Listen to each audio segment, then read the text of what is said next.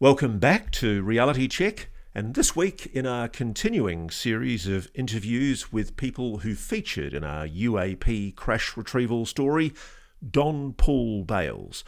He's another of the interviewees with an impeccable military service history who backed the credentials of our primary interviewee in that story, Jake Barber, who served at the elite of the US military. Mr. Bales has 25 years combined service in military and law enforcement. He served with the 82nd Airborne, the US Army's elite Specialist Parachute Assault Airborne Infantry Division, and he also served with the US Air Force. And as he tells me in this full-length interview, he met Jake Barber in 1996 and soon realised very early on that Jake was far more than the aircraft mechanic described in his service history.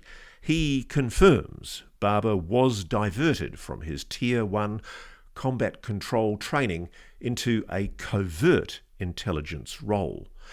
Crucially, Don Paul Bales also later worked as a member of Jake Barber's team on the range. He corroborates the work they did and the anomalous phenomena they witnessed there. He was also present when Barber confronted a senior executive with the private aerospace company that had deployed them on the operation that went bad. Here's Don Paul Bales.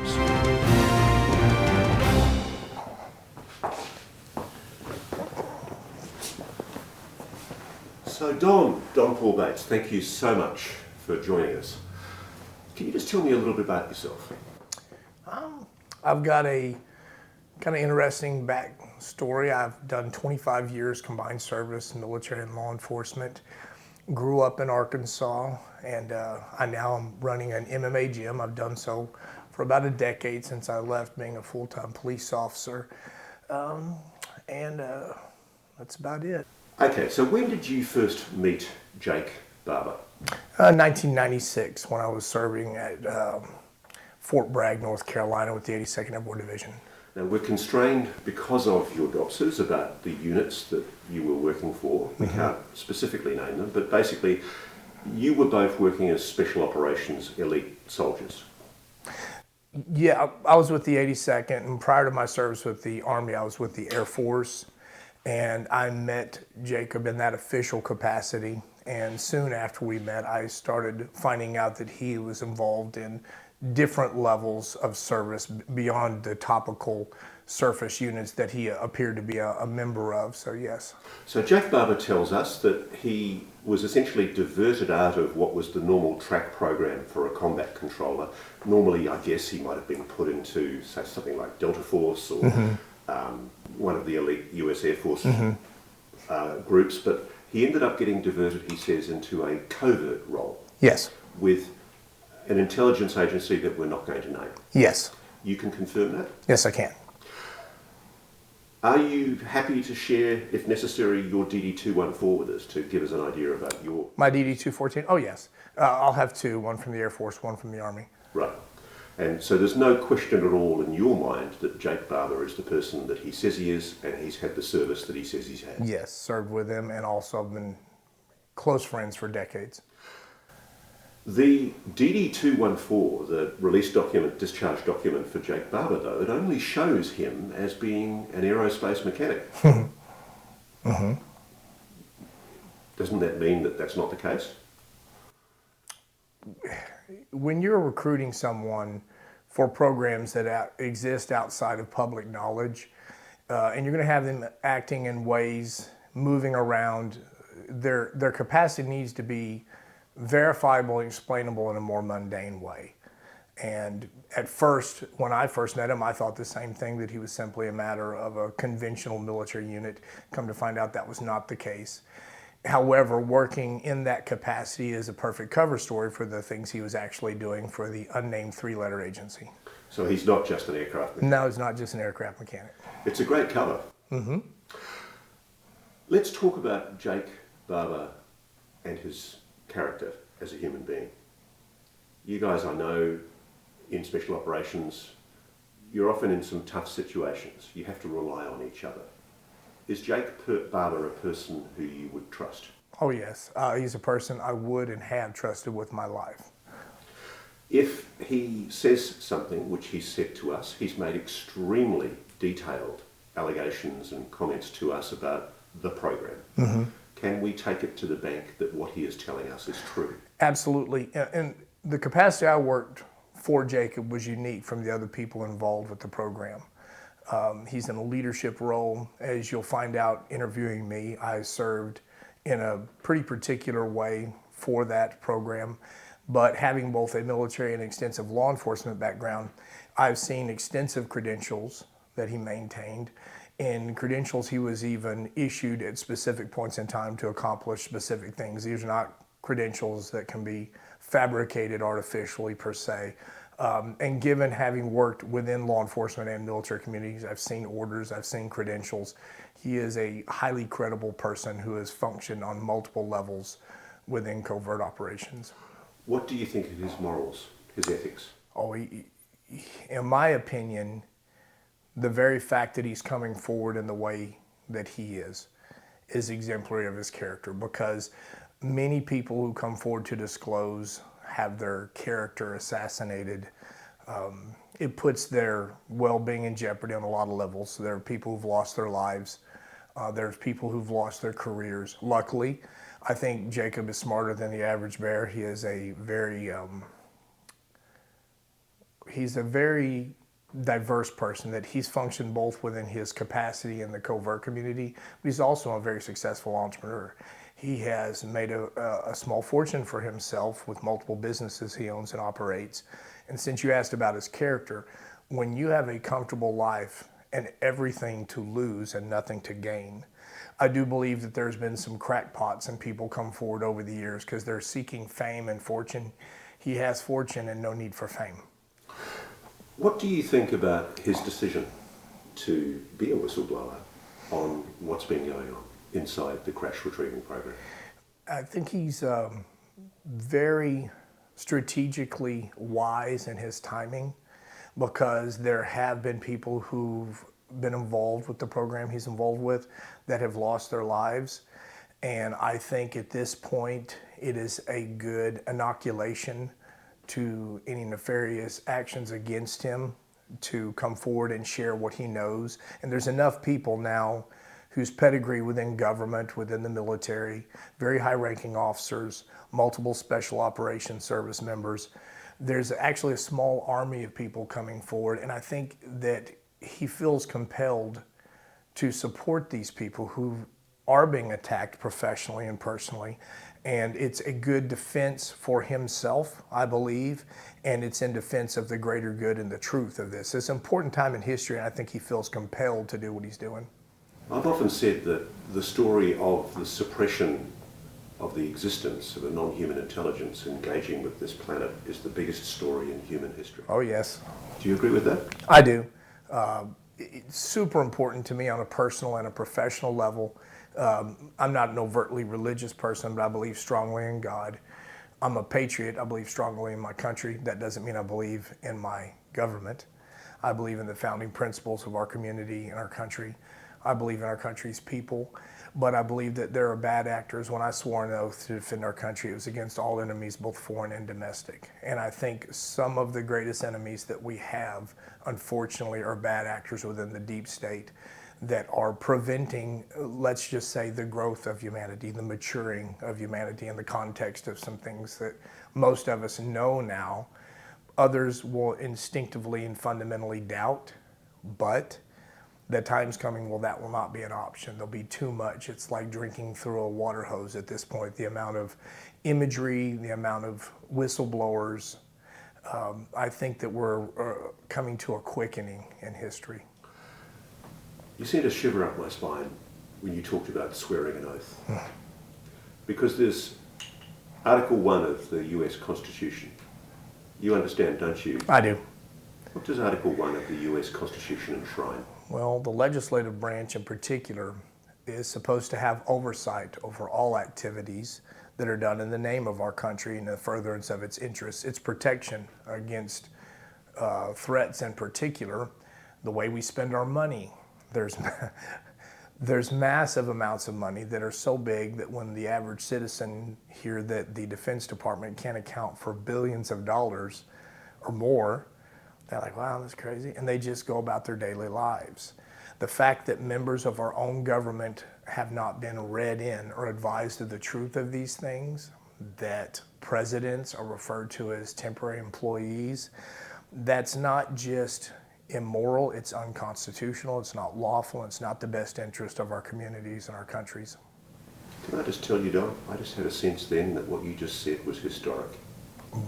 I don't think anybody's ever said that before. Well, it's unfortunate because I worry.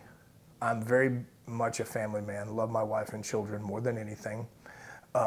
And our country is historically positioned to set the standard for personal freedoms. Our Constitution was developed in a feudal time in history. We've been a warlike people at war with each other since the beginning of recorded history.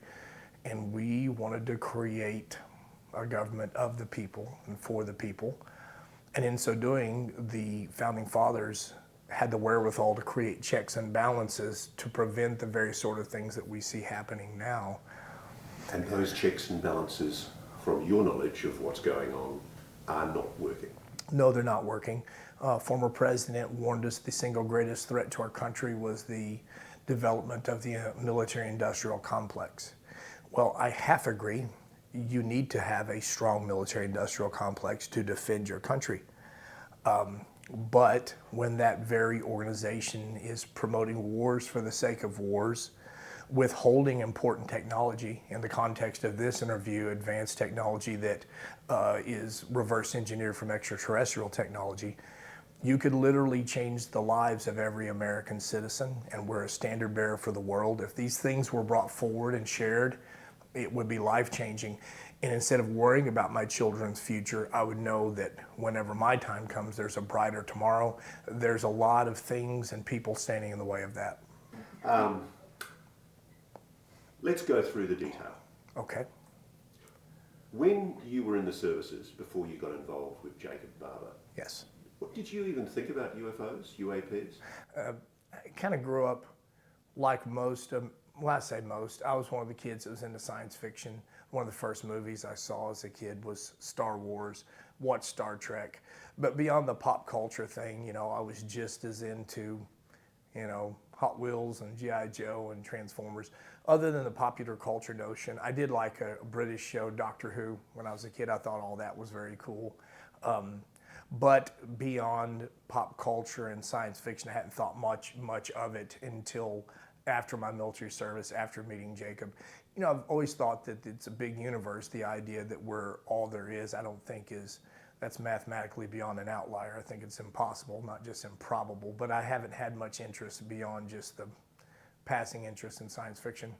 Is there a moment when you discovered for the first time that we are not alone, us humans? I will say this, before I began doing some of the things I have done for Jacob, and before I saw some of the things I saw, I had a predisposition to think, yeah, it's probably true, but I don't know.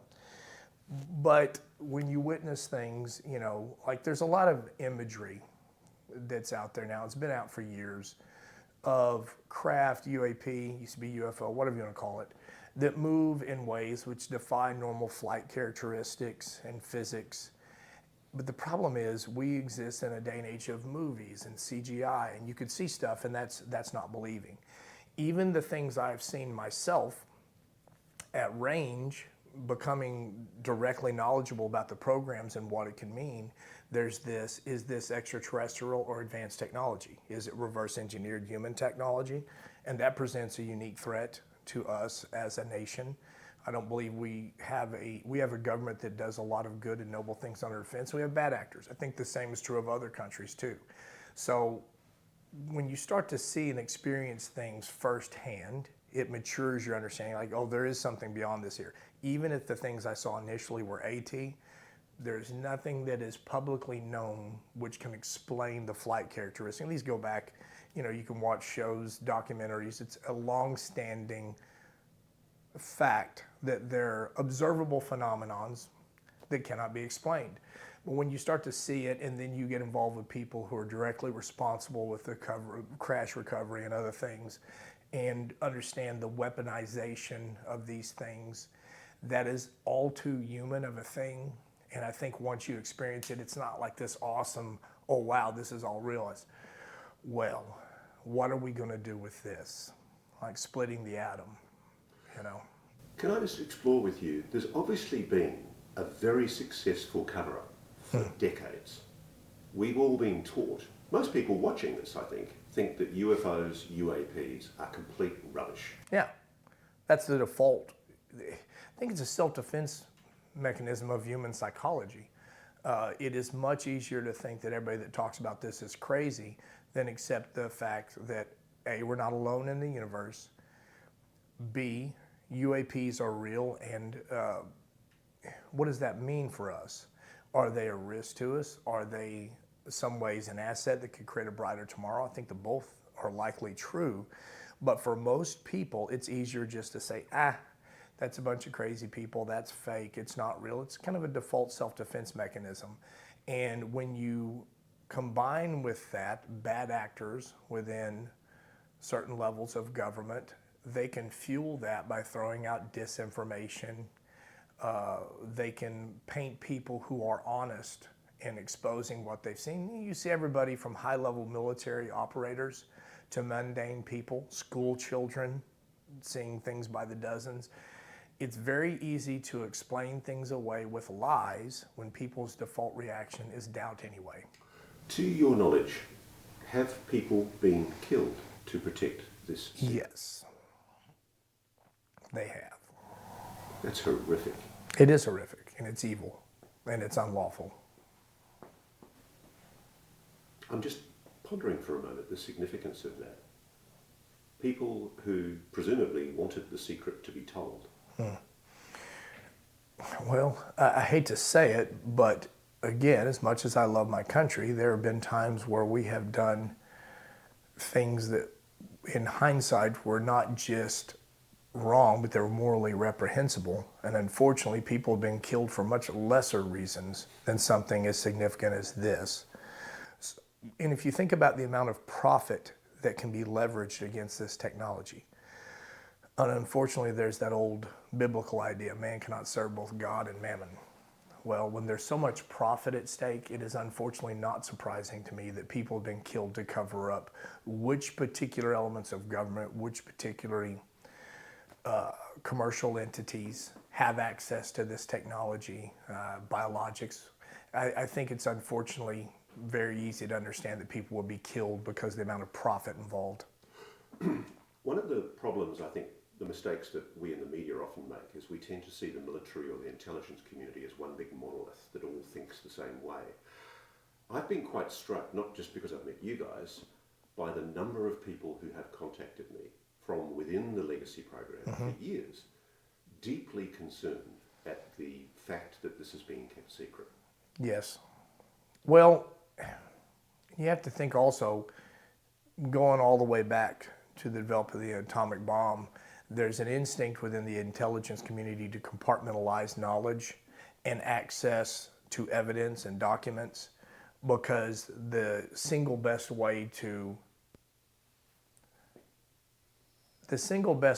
make someone appear to be lying or in some way crazy is you don't give them the tools they need to prove. Even people, I believe you've interviewed Lou Elizondo, there are other people who have come forward, David Grush. If you can compartmentalize it to the point that they cannot present the evidence, because again, you could watch stuff on your phone now that looks real and it's something somebody made up with software.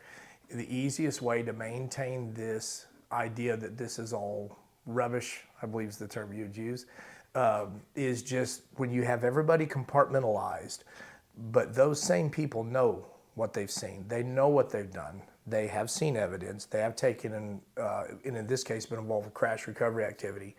And then you add to that, okay, there's not just this great lie being told to our countrymen, but their patriotic brothers and sisters have died in the service of it. And at the end of the day, they're called liars. and they try to discredit and debunk them. That's a deeply painful thing for people like my friend Jacob, who's literally given decades of his life in service of this. Ultimately, what you're assessing there is that Jacob's being the true patriot, honouring the terms of your constitution. He is. Well, again, love for one's country does not mean love for one's government. I'm sure we can all pick politicians on both sides of the aisle that we think did great things for our nation, and some that we think were horrible, bad actors. The truth is most are human beings, and they've done both good and bad things. I was a big fan of Reagan. You could list a number of things he did which were crucial to what we're discussing now. You could also describe actions that he took that some would consider villainous. No one individual is either fully good or bad. So now, like you said, it's not a monolithic one entity. There's organizations within organizations that may be performing similar functions that don't even know the other actors exist. And that creates quite a bit of risk. Obviously, there may be weapons that could be developed, or Maybe's a word. Yeah, technologies that could be developed from this alien technology. And as I say the word alien, my head explodes with the implications of what we're talking about here. We're talking about non-human intelligences, intelligent beings from somewhere else. Yes. And we have their technology. That's what we're saying here. Yes. Yes. It's mind-blowing. It is. What do you say to the people watching this who are going, I don't believe this? Well, I saw a meme that says something about conspiracy theorists are doing pretty good right now in terms of everything that we say within 5 or 10 years you're considered ridiculous, and then you're vindicated when something comes down range. It is more and more, and this is the big thing, it's got to be tangible evidence that can be given to credible evaluators of tangible evidence, because imagery alone is not enough anymore. Even testimony, you're just going to have one person after another discredited, and that doubt reflex will kick in from whomever is viewing. But when things get to a point where so much information is coming forward and it can be supplemented with tangible evidence, there'll come a time when you can no longer deny it. And again, I fear that disclosure, there are those who want to disclose for very good and noble reasons, and those who want to disclose, I think, for evil and nefarious reasons. Similarly, I think some who have kept it hidden feel like they're being compelled to do so by good and moral reasons. Some have kept it hidden for very evil reasons. So you have a very complicated issue, and I think it's exactly what you said, Mr. Coulthart. It's literally going to change humanity's. We will never view our place in the universe the same again, and it'll be the most significant event in human history. And it's happening. It is. Right now. It is happening right now. So, is there one moment that you can tell me about when you've seen this technology for yourself for the first time? Honestly, it's kind of not that big a deal. Seeing them in the distance is one thing. I'll tell you one that aggravates me because I didn't see it when my cohorts did, and it's one that exists outside of DOPS or review, because we're now moving into a stage where I'm functioning as the same asset I've been, but publicly, for an organization that's being funded publicly. Some of the members of my team saw an object pass directly over my entry control point on a site I was at. And it was at such a range, and I was like, man, so I'm here facing this direction, and the thing passes over me in a direction I didn't see. It's not the ones I see that are cool. It's a feeling of being left out of the one that I can publicly discuss, which is quite irritating. So what types of craft have you seen? Have you seen the egg? The egg was the one, this last one. I'm going to go back in a time period which is not, and I'll say this too, part of what I did for Jacob is I perform a lot of peripheral duties, movement of people and things, something as mundane as I have a hazmat driver's license. I've protected people and things and moved people and things, but I'm not a pilot. My function on the team, again, I have communicated with high-level security officials on behalf of and with Jacob. Direct communications is dangerous because people have lost their lives. And it's probably more my law enforcement background where I became a good asset to Jacob and still am than my military background. Jacob is kind of hard because he's also my close friend and he's risking quite a bit to do this. I understand. I was surprised but not surprised. Surprised because of the risk, not surprised because of his character. It takes an act of courage, doesn't it? Oh, it does. And he has more to lose. Ross, he's a businessman and a very wealthy businessman, very creative entrepreneur. He's into music. He has a beautiful family, a lot of interests outside of this, literally risking everything, and he's not the average citizen. The fame is not going to be an asset to him. Let's talk about psionics. I hadn't even heard that word until about 2 years ago. It's crazy, isn't it? There was a scientist in the program who said to me that if I needed to understand what was going on, I needed to understand consciousness. Yes. And it's true, isn't it? This is It is all true. about consciousness. Well, I've had the pleasure of meeting multiple psionic assets. I've seen them function. I know that they're capable of doing what they're doing. And this is funny. I told you about the incident that I was present for that's happened since the classified stuff, but that's completely public. And that brings me to a funny story. So Fred and other members of the team see this thing. So Gary has the psionic assets doing their thing. Jacob's over there eating some food, and I'm watching all this going, this is very cool, this is very interesting, this is great. Because of the proximity, because of my normal duties, I'm right there ready to rock, you know? So I go down my entry control point, and I come back, and everybody's all, oh my God. And then Fred tells me, and they're going through all this. And then, so I'm flying back to my normal life, and I'm sitting in an airport, you know, having a drink, and I start getting all these information. There was a massive amount of reportings on social media and the immediate proximity of the work of the psionics.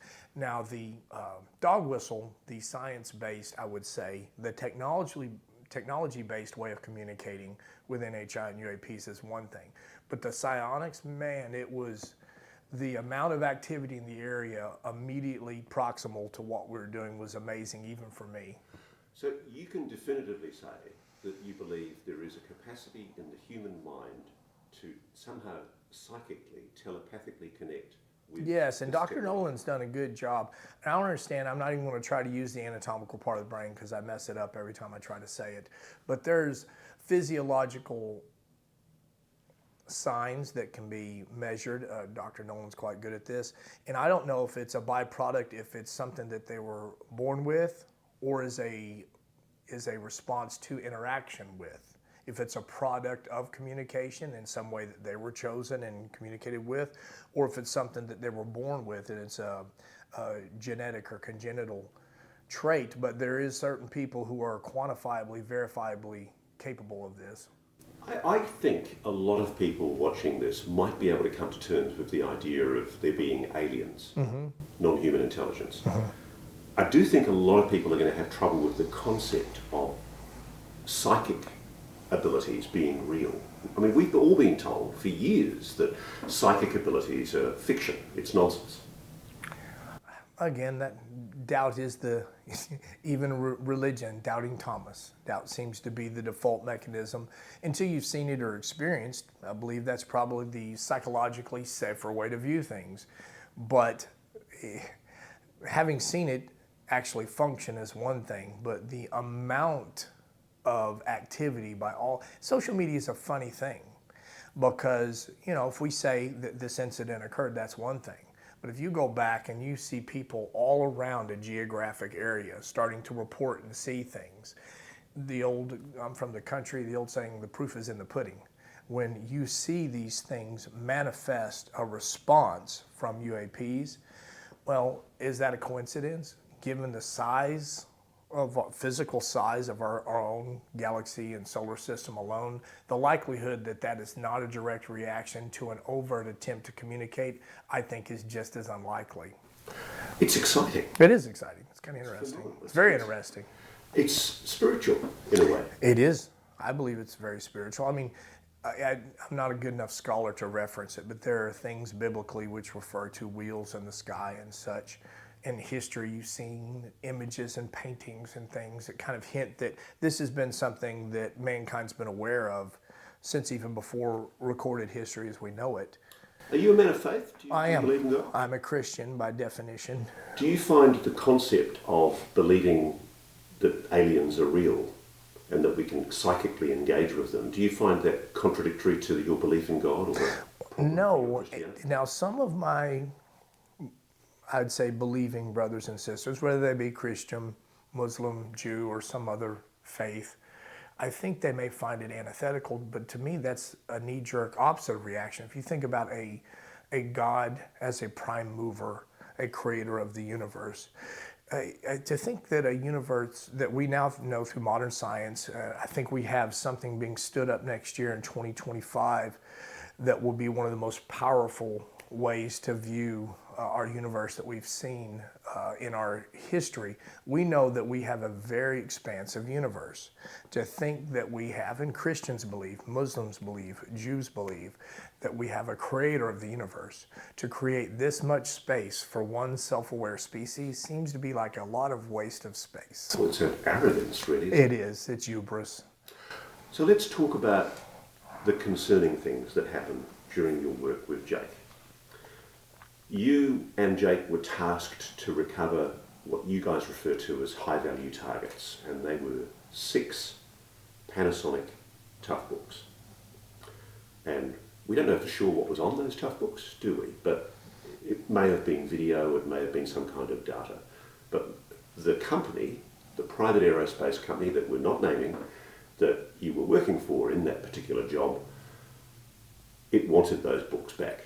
Yes, and technically I did not work for them, I worked for Jacob. You would refer to me as a subcontract employee. Right. So what happened? I'm not going to discuss any of that. I've not been reviewed. My activities have not been reviewed by DOPSR. Can you confirm this? Were you involved in any of the retrieval attempts? Yes. And I'm not, out of respect for Jake, going to go into the detail of what happened, but I'm aware that a dangerous incident occurred. Let's leave it at that. A concern arose, didn't it, in your group, in your team, that as a subcontractor, your whole operation was plausibly deniable? Yes. Was there a concern that you were being set up, potentially? Yes.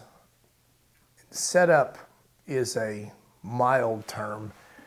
You touched on earlier the fact that people have lost their lives involved in this type of activity, and the lengths to which people have gone to suppress politically uncomfortable truths, let alone world-changing facts, is such that there is risk involved. And because I'm a unique element in service of Jacob and the overarching program, unlike the others, I've been present when we've attempted to make direct contact with superiors within the program to clarify exactly what's going on and to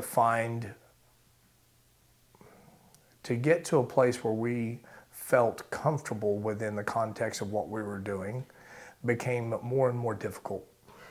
Both of you came away, I won't name the private aerospace company involved, but I think Jake spoke to the director of security for a private aerospace company. Yes. And neither of you came away with the sense that you were getting a straight answer. No, we spoke with more than one individual at a very high level of authority.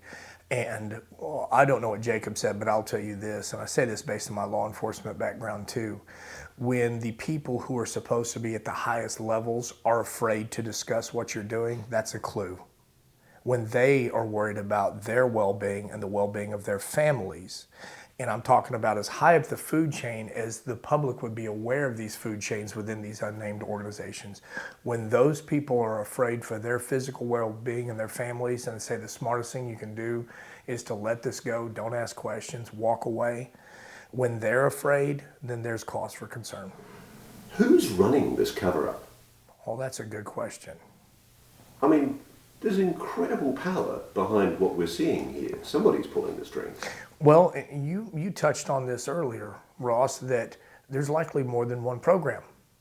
So there's likely multiple cover-ups. If there's more than one organization within our government, let alone other governments, if they're organizations which are controlled not by the government proper, but by private industry that operate at a high level and that recruit and contract legacy assets within the government's programs, everyone, imagine something more valuable than oil.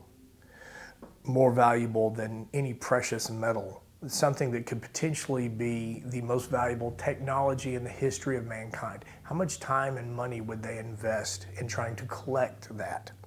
Okay, then now you have multiple private organizations, multiple government entities, all of them that may be existing sometimes in cooperation, but often not, compartmentalized. So you don't just have one cover-up. You have a culture that is inherently invested in making sure that what they're doing is not known because you don't want competition within industry or foreign adversaries. The default response of multiple entities would be to try to hide everything, deny, deny, deny. Can you think of any good reason why I can accept we perhaps in the public, just like we shouldn't know how to make nuclear weapons, I can accept there might be technologies that might be quite dangerous from alien technology. But in and of itself, can you think of any good reason why the public can't know that we are not alone? Well, I'm going to play devil's advocate and say yes, because I have a service background. Our economy is based on natural resources. Oil being a prime example. It's like hydraulic despotism. The value of an economy is based on your ability to acquire a particular thing. What if, as some have speculated, technology existed to recruit energy right out of the ambient surrounding environment? Well, we know that. Yeah. True, don't we? Yes. Well, okay. So what If that's 0-point energy. If you have 0-point energy, what is the basis for the global economy? Everything of value instantly disappears. So now you have this war for control of that technology. So for one thing, it would fundamentally destabilize the economy of the entire world. That's a thing. Now we have nuclear weapons. Already we have foreign adversaries that have hypersonic weapons, and we're supposedly behind them. That's not the case. We all have hypersonic weapons. Okay, now imagine a weapon that can fire a device so fast you can't even measure it by the standard concept of acceleration of a solid rocket fuel-based weapon. If you could fire, and you talked about my faith, there are people who have very radical views of this world and God who want to wipe their enemies off the face of the earth. Would you want to put a propulsion system in the hands of those people if they could, with the touch of a button, annihilate massive numbers of people? So as I said, there are people I think that want to not disclose for reasons that they feel are noble and good. What do you personally think? Are we ready? Yes, because here's the thing. Even having played devil's advocate and said all that, and I don't know how or if this is edited, but I'll say this. In the context of everything I just said, you could keep all of that totally protected. I doubt there's very many people out there who could construct a nuclear bomb, even if they had access to the plans. But you could also disclose, yes, we've been in communication with non-human intelligence. Yes, there are multiple species out there. That fact in and of itself is not going to create doomsday weapons, and it's not going to destabilize the economy. It's going to cause the maturing of an entire people. And maybe we'll get to a point in history where instead of being adversarial, we realize, guys, we're part of a much bigger universe. Maybe we need to resolve some of our historical conflicts and start thinking about our place in the universe, not just our place in the world, not our country and our government versus this country and this government, but how are we as a species being evaluated by other species? All of you gentlemen, you, Jake, Fred, John, all of you have fought wars as patriots for your country for much of the last 30, 40 years. The big message in all of this is that there is a technology that makes that whole idea redundant. Yes, that's the word I was going to use, but you beat me to it. Not just redundant, not just counterproductive. Sadly, many wars are fought for profit. It's not a good long-term strategy. Peace and prosperity should be the focus and the goal, and many governments, including my own, seem to have at many levels lost sight of that. And like you said, the disclosure of non-human intelligence, I would like to think that it would make people perhaps take our place in the world more seriously. You know, we exist, we have our popular culture, We have our sports teams, our musicians, people like me that are into politics and we root for one team versus the other. All of that would be muted somewhat in the context of a greater truth. People of faith will be challenged to look more closely at the faith, not believe what they believe because it's what they're taught when they're young or they've gone through a bad experience in life and had a conversion experience. But no, we better think very seriously about God, our mortality, our place in the universe, because it's a bigger, more complicated universe than many of us think they know. There is a splendid anarchy in what Jake is proposing you guys do. It's called Skywatcher. Tell me about it. Well, I think it's unique. I do know there's some other people trying to attempt similar things in the Galileo projects and other stuff. There are people trying to collect evidence. Evidence is exactly what you need, and it can't be imagery. There is imagery now that we know is true. It's collected by military organizations, and there's demonstrable flight characteristics moving in and out of the atmosphere, in and out of the ocean. Things can't move like that.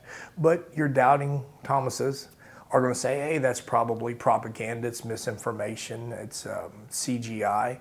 If you get tangible physical evidence, you can send craft or biologic samples to multiple universities and higher learning institutions, then there's no longer, you can't doubt it anymore. People would have to take a hard look at that point at the truth of the subject.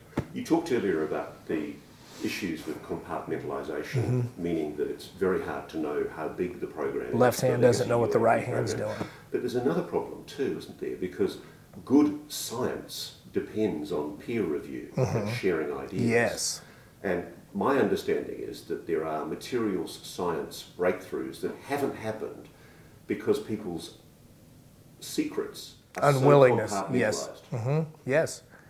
I mean, the great thing that could happen is, I mean, I was so excited by Skywatcher because there was one of the greatest periods in American history was the Apollo moon program, where we said, you know, we will send a man to the moon. Yes. And we did. The potential behind what Skywatcher can do is incredible. Well, it might force the hand of some of the bad actors. If you produce physical evidence and technology as a result of that physical evidence, there is physical evidence and technology already in the hands of certain organizations, both public and private. If you produce that evidence, you're kind of forcing them at this point to kind of get in a disclosure arms race. Well, yeah, you know this and you know this, but we know this and this. So at some point it would be mutually beneficial for everybody to finally put all their cards on the table. I think they'll be forced to do so. I'd be very surprised, Don, if the Russians and the Chinese aren't already trying to do the same thing. Oh, they are, yeah. So there's this, as David Grush said to me when I interviewed him in 2023, there is a secret Cold War going on about this technology. Absolutely. And again, for good and bad reasons on both sides of the equation. But Skywatcher, in particular, I like the involvement of Dr. Nolan. We have psionics. We have technological assets that most people don't know exist. The dog whistle. The ability to contact and collect tangible evidence. It would be the game changer. I believe in your interview with Louis said it's not an event, it's a process. We may go from a process to an event. That is a game changer. And right now, unfortunately, we're on the precipice possibly of World War III.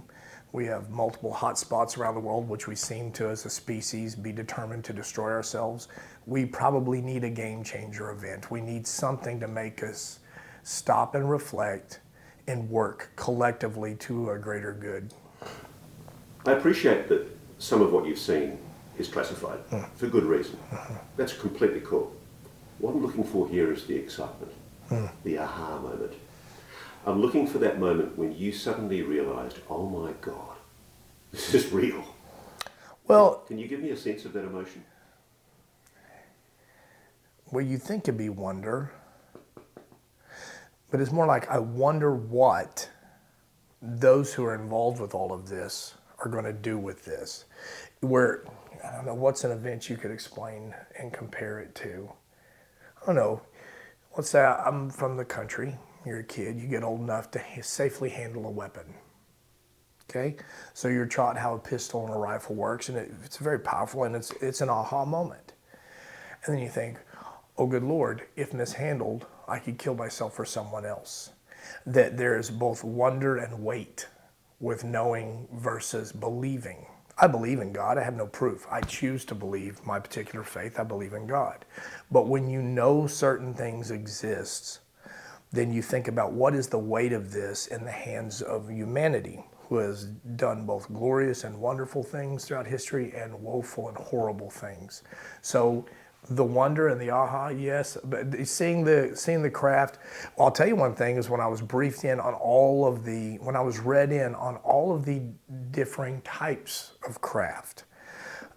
One thing that I did not know based on my personal experiences up to then, I'd had experiences before then, but when exposed to it, I don't think I can discuss exactly in detail these classifications, but let's say that some were actual craft, UAP, and others, in my mind, appeared to be more like an actual NHI, like an organism. Like it's not, you wouldn't describe it as a ship, more like a whale in the ocean. But these non-human intelligences are able to move about our natural universe, much like we walk around on land and,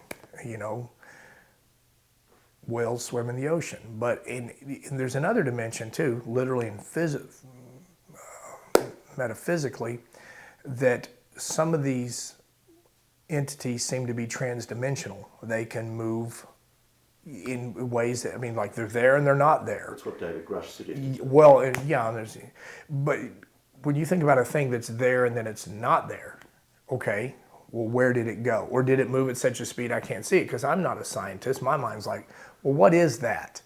Well, when you see the classifications of it, I felt like a long time. Do you remember the 1984 movie Ghostbusters? Sure. When they brought the guy in and hired him, Winston Zeddemore, because paranormal activity had increased so much. She said, first thing she says, do you believe in UFOs, ghosts, yada, yada, yada. He said, lady, if there's a paycheck in it, believe whatever you want.